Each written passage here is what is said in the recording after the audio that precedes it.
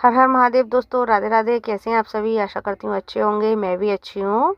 तो आज मैंने ये जो ब्लॉग बनाया है, इसमें मैंने अपने बाबा की आराधना के बारे में सारी जानकारी दी हुई है। तो देखिए, मैं ये बेलपत्र पर राम जी का नाम लिख रही हूँ, क्योंकि मेरे महादेव को राम जी का नाम और बेलपत्र दोनों ही बहुत प्रिय हैं। इसलिए मैं उनको डेली राम जी का नाम लिख कर देती हूँ बेलपत्र पर, मेरे महादेव की प्रसन्नता के लिए। ठीक है। और फिर मैंने ये जो एक बाबा बाबा की आराधना के लिए थाली तैयार की हुई है। उस थाली में मैंने बाबा के लिए चंदन रखा हुआ है, रोरी रखी हुई है और रुद्राक्ष की माला रखी हुई है, जिसमें काले तिल भी हैं और चावल हैं। ये बेलपत्र है, राम जी की नाम लिखी हुई, एक छोटी सी भगवत गीता है और इत्र है मेरे बाबा के लिए, और आंकड़े के फूल हैं जो कि मेरे बाबा को बहुत पसंद है। आंकड़े के फूल का पेड़ तो हमारे घर के बाहर ही है और बहुत बड़ा पेड़ है। बेलपत्र का भी बहुत बड़ा पेड़ है। हमारे घर के आसपास सब चीज़ मिल जाएगी मेरे बाबा के पसंद की। धतूरे के पेड़ भी हैं, तो मुझे कहीं दूर नहीं जाना पड़ता मेरे बाबा के लिए ये सब लेने के लिए। मुझे आसपास से ही सब मिल जाता है मेरे बाबा के लिए ये सब। और फिर मैंने बाबा को स्नान करना स्टार्ट किया है। अब ये छोटे से शिवलिंग है, ये स्फटिक के शिवलिंग है मेरे पास। मैं इनको भी डेली बाबा के साथ में आराधना करती हूँ। और ये जो मेरे दूसरे शिवलिंग है, ये है नर्मदेश्वर महादेव, और ये मैं लाई थी ओमकालेश्वर से। कहते हैं कि घर में नर्मदेश्वर महादेव की ही शिवलिंग रखनी चाहिए, क्योंकि इनकी आराधना में, पूजा में कोई नियम नहीं होता। ठीक है, इसलिए मैं लेके आई थी ओमकालेश्वर से। और ये मैंने नंदी जी को भी नहला दिया है, क्योंकि नंदी जी भी मेरे लिए भगवान का ही स्वरूप है। क्योंकि मेरे महादेव को जो प्रिय है वो मुझे भी प्रिय है। ठीक है, तो फिर उसके बाद मैंने स्नान करा दिया सबको। अब मैंने बाबा पे जल समर्पित किया है, रुद्राक्ष रखकर, और नंदी महाराज पर जल समर्पित किया है। अब मैंने बाबा को इत्र लगाना स्टार्ट कर दिया है, क्योंकि इत्र लगाने से मेरे बाबा महकते हैं।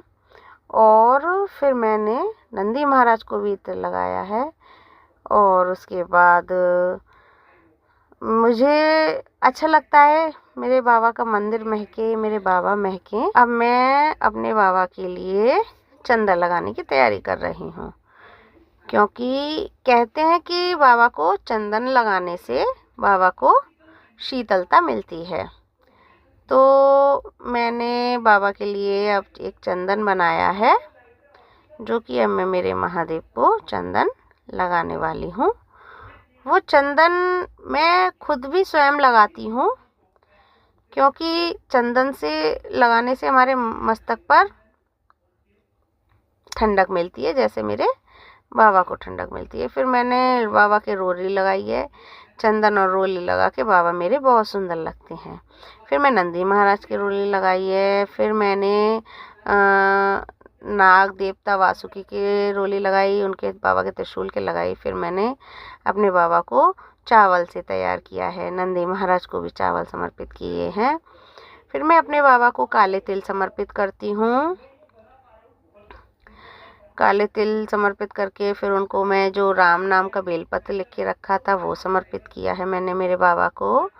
मुझे मेरे बाबा को उनकी पसंद की हर चीज़ समर्पित करना मुझे बहुत अच्छा लगता है, क्योंकि मेरे बाबा को उनकी पसंद की चीज़ें समर्पित करने से खुशी मिलती है, और उनको खुश देख के मुझे भी खुशी मिलती है।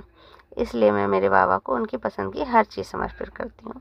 वैसे भी हमारा है ही क्या, जो भी दिया हुआ है सब बाबा ने दिया हुआ है, तो बाबा का ही बाबा को अर्पण कर देती हूँ। और ये आंकड़े के फूल हैं, जो कि मेरे बाबा को बहुत पसंद है, आंकड़े के फूल भी। तो इसलिए मैं मेरे बाबा को आंकड़े के फूल भी समर्पित करती हूँ।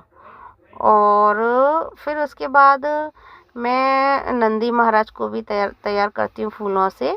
फिर उनका पूरा जो थाली है, इसको पूरी को तैयार करती हूँ फूलों से। वैसे फूल कोई से भी हो, मैं बाबा को तैयार कर देती हूँ, लेकिन ये आंकड़े के फूल मेरे महादेव को ज़्यादा प्रिय हैं, तो ये मैं बाहर से ले लेती हूँ। मेरे घर के बाहर ही पेड़ है आंकड़े के फूल का। फिर मैंने ये बाबा को रुद्राक्ष की माला पहनाई है, क्योंकि रुद्राक्ष की माला से मेरे बाबा बहुत सुंदर लगते हैं। अब मैंने ये दीपक प्रज्वलित किया है। मैंने तैयार रख करके रखा हुआ था, पहले से धूप बत्ती जला रखी थी। अब मैंने दीपक तैयार कर लिया है। इससे मेरे बाबा का मंदिर देखो कैसे महकने लगा है और अच्छा लग रहा है। दीपक की रोशनी से पूरा मंदिर मेरा जगमगा उठा है। तो अब मैं इसके बाद सब तैयारी हो जाती है, सब मेरे भगवान रेडी हो जाते हैं। फिर उसके बाद मैं रामायण पढ़ने का मेरा नियम है। वैसे कभी कभी रह भी जाती है, ऐसी कोई वो नहीं है बात, लेकिन मैं कोशिश करती हूँ कि मैं डेली रामायण पढूं और अपने प्रभु को सुनाऊं। मेरे महादेव जी को जैसे राम नाम प्रिय है, ऐसे ही वो रामचरित सुनने के रसिया हैं। बोलते हैं ना सुंदरकांड में, ये चौपाई आती है रामचरित सुनने के रसिया। इसलिए मैं मेरे महादेव को, और हनुमान बाबा भी बैठे हुए हैं, सबको रामचरित सुनाती हूँ। और फिर जब मेरी रामचरित कंप्लीट हो जाती है, फिर मैंने उसके बाद आरती की हुई है, आरती करती हूँ। फिर सब भगवान जी को आरती देती हूँ।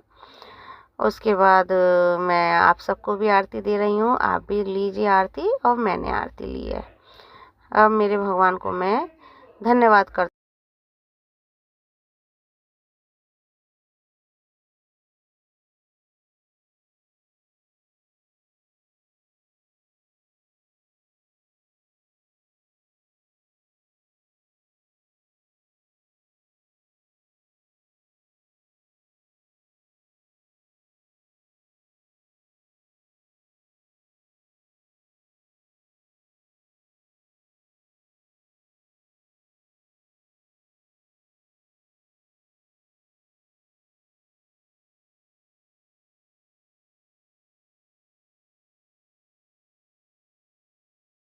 बस इतना ही। ऐसी ही और वीडियो देखने के लिए मेरे चैनल पर जुड़े रहिए और लाइक और सब्सक्राइब कीजिए और बेल आइकन भी दबा दीजिएगा, जिससे कि मेरे आने वाली हर वीडियो सबसे पहले आप तक पहुंचे। और उसके बाद कमेंट में हर हर महादेव जरूर लिखिएगा।